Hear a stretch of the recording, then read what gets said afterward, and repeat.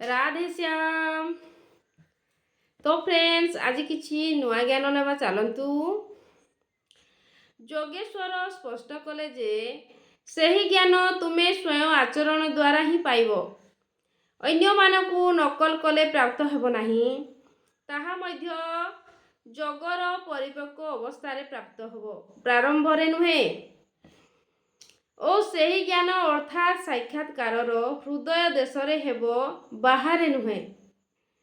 श्रद्धा को तत्पर संजतेन्द्रिय एवं संचय रहित पुरुष ही ताहाकु प्राप्त करिथांती। अतः हृदय स्थित निजर संचय को वैराग्य रूपे खड्ग द्वारा छेदन कर। यह हृदय देश रे लड़ाई अटे। बाह्य युद्ध और गीत युद्ध सहित कौन प्रयोजन नहीं। एही अध्याय जोगेश्वर श्रीकृष्ण मुख्य रूप से यज्ञर स्वरूप स्पष्ट कले एवं कहिले जे यज्ञ जेउथिरे स्पष्ट पूर्ण हुए ताहाकु ही कर्म कुहा जाए। कर्म को भल भाव एही अध्याय स्पष्ट कले। अतः ओम तत्सदिति श्रीमद्भगवत गीता उपनिषेषु ब्रह्म विद्या योग शास्त्रे श्रीकृष्ण संवादे यज्ञ कर्म स्पष्टीकरण नाम चतुर्थ अध्याय संपूर्ण। एहीपरि श्रीमद्भगवत गीता रूपी उपनिषद एवं ब्रह्म विद्या तथा योगशास्त्र विषयक श्रीकृष्ण एवं अर्जुन संवाद रे ही यज्ञ कर्म स्पष्टीकरण नामक चतुर्थ अध्याय संपूर्ण हैला। एठी चतुर्थ अध्याय सरी जाइछि। तो भगवान एठी जहाँ आपन को बुझेले मु जतिकी भी आपन को पढ़ी की सुनेछि आपन निहाती किछि बुझी पारिथिबे ओ जानि पारिथिबे। तो आगो को एठी पंचम अध्याय आरंभ हो जाउछि ओ सेठी भगवान कहउछति। तृतीय अध्याय रे अर्जुन प्रश्न करिथिले भगवान जदि ज्ञान जग आपन को श्रेष्ठ मान्य तेबे मते उभयक कर्म रे काहेकि लगाउछ। अर्जुन को निष्काम कर्मयोग अपेक्षा ज्ञान योग सरल प्रतीक हैला। ओ कारण ज्ञान योग रे हारिले देवत एवं जिणिले महामहिम स्थिति उभय पक्षरु लाभ ही लाभ प्रतीक हेउछि।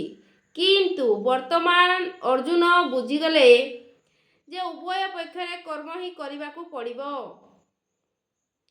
योगेश्वर अर्जुन को संचय रहित होई तत्वदर्शी महापुरुषों शरण रे जीवा निमंते प्रेरणा देउछंती। कारण बुझिबा निमंते ताहा ही गोटिए स्थान। अत उभय मार्ग मध्य गोटिए निर्धारित करिबा पूर्वरु से निवेदन कले। अर्जुन उवाच संन्यास कर्माण्य कृष्ण प्रयोग च संससि यच्छेय एत योरक्य तन्मे ब्रह्मी सुनिश्चितम। हे कृष्ण आपण केबे संन्यास माध्यम रे करा जाउथिबा कर्म एवं केबे निष्काम दृष्टि रे करा जाउथिबा कर्मर प्रशंसा करूछंती।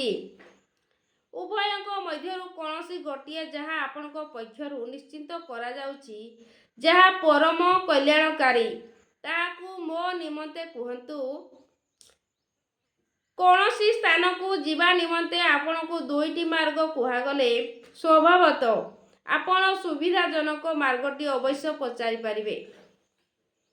जदि पचारु नाहांती तेबे आपणक पथ ही नुहंती पथिक नुहंती। एहा उपरे योगेश्वर श्रीकृष्ण कहउछंती। श्रीकृष्ण उवाच संन्यास कर्मयश्च निःश्रेयस भूभ तस्यैषु कर्म संन्यासात् कर्म योग विशिष्यते। हे अर्जुन संन्यास माध्यम रे करा जाउथबा कर्म अर्थात ज्ञान मार्ग रे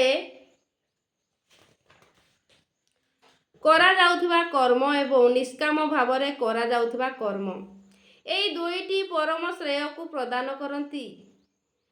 ओ परंतु एई दुई मार्ग मध्यरु संन्यास अर्थात ज्ञान दृष्टि रे करा जाउथबा कर्म अपेक्षा निष्काम कर्मयोग श्रेष्ठ अटे। प्रश्न स्वाभाविक जे श्रेष्ठ काहींकी।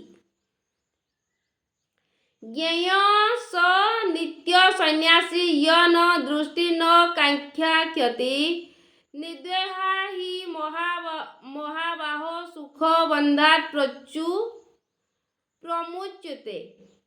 ହେ ମହାବାହୁ ଅର୍ଜୁନ, ଯିଏ ନା କାହା ସହିତ ଦ୍ୱେଷ କରେ ନା କାହାକୁ ଆକାଙ୍କ୍ଷା କରେ ସେ ସଦୈବ ସନ୍ନ୍ୟାସ ହିଁ ଜଣା। ଭଲ ଜ୍ଞାନ ଯେ ମାର୍ଗରେ କିମ୍ବା ନିଷ୍କାମ କର୍ମ ମାର୍ଗରେ ହେଉନା କାହିଁକି ରାଗ ଦ୍ୱେଷାଦି ଦ୍ୱନ୍ଦ୍ୱରୁ ରହିତ ରହି ପୁରୁଷ ସୁଖପୂର୍ବକ ଭବ ବନ୍ଧନରୁ ମୁକ୍ତ ହୋଇଯାଏ। ତ ଏଇଠି ଭଗବାନ ଆପଣଙ୍କୁ ଯାହା ବି କହିଲେ ଆପଣ ନିହାତି ଭଲ ଭାବରେ ବୁଝିପାରୁଥିବେ। ତ ସେଇଠି ରଖିବା, ଆଗକୁ ପୁଣି ପଢ଼ିବା। ରାଧେ ଶ୍ୟାମ।